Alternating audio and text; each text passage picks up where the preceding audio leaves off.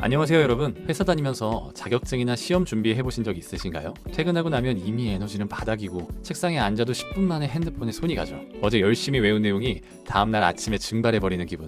정말 짜증나지 않으세요? 하지만 이건 여러분의 게으름이나 의지 부족 때문이 절대 아니에요. 바로 뇌의 구조와 화학작용 때문입니다. 오늘 영상에서는 뇌 구조를 이해하고 도파민을 활용해 기억력을 제대로 업그레이드하는 방법을 알려드릴게요. 이 방법대로만 하면 공부가 재미있어지고 시험 점수가 쑥쑥 오를 수 있어요. 끝까지 보시면 절대 후회 없습니다.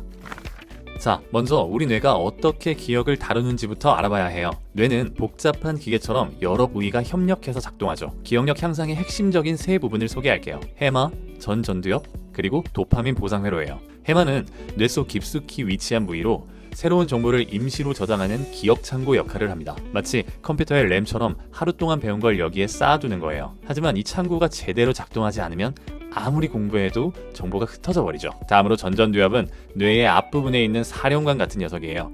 집중력, 계획 세우기, 판단력을 담당하죠. 직장 생활에서 프로젝트 관리할 때처럼 공부할 때도 이 부분이 활성화되어야 효율이 올라갑니다. 그리고 도파민 보상회로는 이 두 구조를 연결하는 다리 역할을 해요. 도파민은 뇌에서 분비되는 화학물질로 이 정보는 중요해! 라고 표시를 남깁니다. 예를 들어 맛있는 음식을 먹을 때나 목표를 달성할 때 도파민이 솟구치면서 그 순간의 기억이 강하게 각인되는 거예요. 즉 도파민이 부족하면 해마와 전두엽이 제대로 협력하지 못해 기억력이 약해집니다. 이걸 이해하면 공부 습관을 바꾸는 게 훨씬 쉬워져요.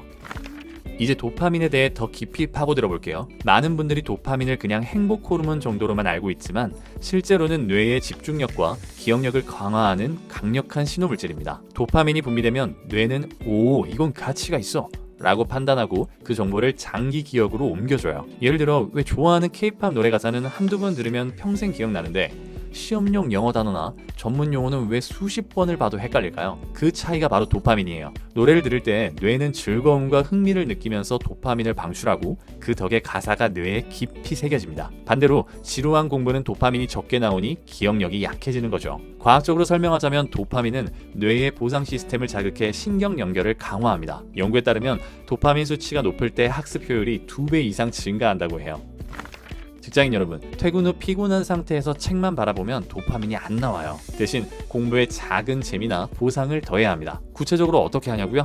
공부 중에 이거 완전히 이해했어 하는 순간을 만들어 보세요. 앱으로 타이머를 맞춰놓고 25분 공부 후에 5분 휴식처럼 포모도로 기법을 쓰면 도파민이 조금씩 분비됩니다. 또는 공부 내용을 친구나 동료와 공유하며 피드백을 받는 거예요. 그 과정에서 칭찬이나 성취감이 느껴지면 뇌가 자동으로 그 기억을 고정시켜줍니다. 결국 기억력 향상의 핵심은 얼마나 자주 도파민을 트리거할 수 있냐에 달려 있어요. 이걸 활용하면 시험 준비가 스트레스에서 즐거움으로 바뀔 수 있습니다. 이제 실전 팁으로 넘어가 볼게요.